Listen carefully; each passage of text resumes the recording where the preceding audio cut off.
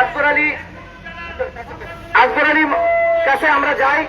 যাওয়ার পরে আমরা যাচাইয়ের স্বার্থে সেখানে যাওয়া হয় এবং দোয়ারা থানার ওসি মহোদয় আমাদেরকে হেল্প করেন এবং আমাদেরকে পোস্ট দেন। তখন তার ঘটনাস্থলে জানতে পারি, তার এখানে যাই। যাওয়ার পরে ওখান থেকে আমরা মৌলভীবাজার আসি। আমরা জানতে পাই যে সে মৌলভীবাজার আছে, এটা হচ্ছে বড়লেখা থানায় এবং তিনি সেখানে ব্যবসা করতেছেন। তো সেই ক্ষেত্রে আমরা যখন যাই, যাওয়ার পরে গিয়ে দেখি তিনি সেখানে আসেন। তাকে প্রথম যখন তার বাড়িতে যাই তখন সে অস্বীকার করে যে আমি তাকে বিবাহ করি নাই। তারপরে সে আসার পরে সে স্বীকার পাইছে যে আমি বিবাহ করেছি।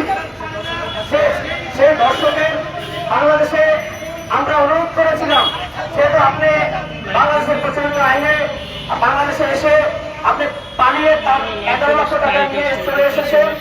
তো সেই ক্ষেত্রে আমরা যে আপনি তাকে বিবাহ করেন, কিন্তু তিনি বিবাহ করতে অস্বীকৃতি জানানোর পরে আমরা পরবর্তীকালীন সময় আমরা ঢাকা চলে আসি। কিন্তু বাংলাদেশের প্রচলিত আইনে সে একজন ধর্ষক, আমরা তার বিচার চাই, সর্বোচ্চ ফাঁসি দাবি করছি। আমার এই সঙ্গে এখানে উপস্থিত আছেন আমাদের মনিমুল দাদা, বাংলাদেশ আইন সভার টাকা দিব কর্মবৃন্দ আছেন। টাকার বেলায় যাওয়া আগে। আসসালামু আলাইকুম ওয়া রাহমাতুল্লাহি ওয়া বারাকাতুহু। ঘটনাস্থল ছিল সেই বক্তব্য রাখবেন আরেকটা মেন্ডাল সুন্দর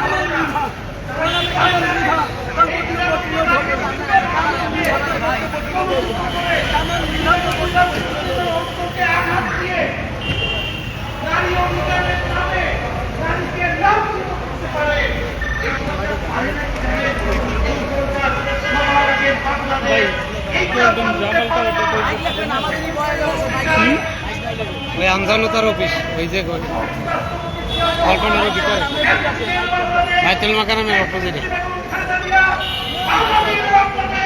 আপনি বলেন ভাই, বাইক লাগবে না একবার ভিতরে। দেশবাসী, আপনারা জানেন গণপ্রজাতন্ত্রী বাংলাদেশ সরকার কর্তৃক নিবন্ধিত আন্তর্জাতিক মানবাধিকার সংস্থা বাংলাদেশ আইন সভা কেন্দ্র ফাউন্ডেশন বাসক কর্তৃক সারা দেশব্যাপী অবহেলিত, লাঞ্ছিত, বঞ্চিত যে মানুষগুলো আছে তাদের পাশে গিয়ে আমরা আইনি সহায়তা দিয়ে থাকি। সেই ধারাবাহিকতায় আজকে আমাদের যে মানবাধিকার সংস্থায় একজন ভুক্তভোগী বোন, যার নাম আয়েশা বেগম, তিনি ওমান প্রবাসী, তিনি দীর্ঘদিন তার প্রেমের কারণে তিনি বুয়ার কাজ করেছেন ওমানে। তার সেই দুর্বলতার সুযোগে সুনামগঞ্জ দোয়ারা থানার ইদুকুনা গ্রামের নিবাসী জনাব আকবর আলী সাহেব, তিনি তার দুর্বলতার সুযোগ নিয়ে তাকে বিবাহের প্রলোভন দেখিয়ে 11 লক্ষ টাকা সহ টাকা আত্মসাৎকারী ধর্ষণকারী সেই আয়েশা বোনকে ধর্ষণ করে এবং তার নষ্ট করে তিনি বাংলাদেশে চলে আসেন। তার টাকা আত্মসাৎ করে তিনি মৌলভীবাজার জেলাধীন বড়লেখা থানার অন্তর্গত একটি চৌকি রেস্টুরেন্টে তিনি এখন ম্যানেজার পদে চাকরিরত। আমরা সেখানে সুনামগঞ্জ জেলায় থানায় গিয়েছিলাম। সেখানকার ওসি মহোদয়ের সহযোগিতায় আমরা সেখানে প্রশাসন নিয়ে সেই ধর্ষক আসগর আলীর বাড়িতে গিয়ে আমরা তার সাথে কথা বলি, তার যারা বাবা ভাই বোন তাদের সাথে আমরা কথা বলি। আমরা জানতে পারি তিনি বড়লেখা থানা মৌলভীবাজার জেলায় তিনি আত্মগোপনে আছেন। আমি সেই জায়গায় গিয়ে আমরা প্রশাসনের সহযোগিতায় সেই দোয়ারা থানার ওসি মহোদয়ের সহযোগিতায় আমি সেই আসগর আলীকে ধরতে পারি এবং তার সাথে কথা বলি। তাকে যখন আমি আমার সংস্থার পরিচয় দেই এবং আমি তাকে বলি যে মেডিকেলে আপনি দোষী, আপনি তাকে ধর্ষণ করেছেন, তিনি অকপটে স্বীকার করেন এবং যে চৌকি রেস্টুরেন্টের মালিক তিনি জামাতের নেতা এবং ওখানকার দেশপ্রেমিক যে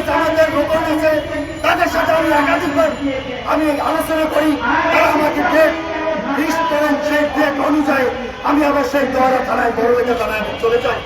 সেখানকার স্থানীয় লোকেরা, জামাতের নেতারা, তারা আমাকে বলেন, ভাই আমি আপনাকে আশ্বস্ত করি, আমি আশ্বস্ত করছি আমি এই আজকের আমি বিচার করব এবং এই বিষয়টা বড়লেখা থানার ওসি মহোদয় জানেন, ওখানকার ওসি অপারেশন তিনিও জানেন। আমি সেখানে তাদের সাথে আলোচনা করি, তারা আশ্বস্ত করেও তাকে সেই সর্বোচ্চ আইনের আওতায় নিয়ে আসেননি এবং তাকে বিচারের মুখোমুখি করেননি। অবশেষে আমি ঢাকায় চলে আসি এবং সেই আয়েশা তিনি আসলে মায়ের জাতি, তাকে আমি সর্বোচ্চ বিচারের জন্য রাষ্ট্রের কাছে আমি এখন প্রেস ক্লাবে অবস্থান করছি।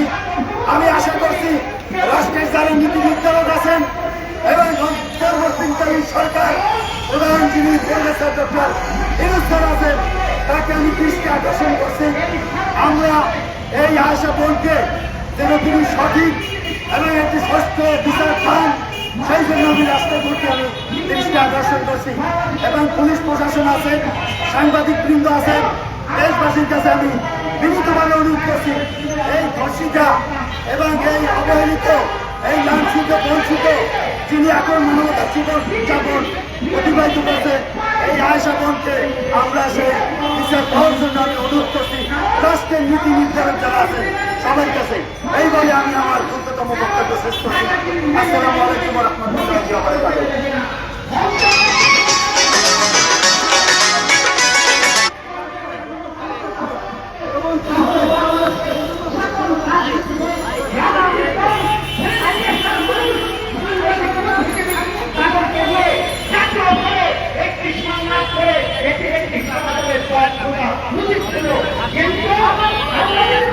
পিছনে লোক আছে কিন্তু হুট করে আইলেও তো চলবো না।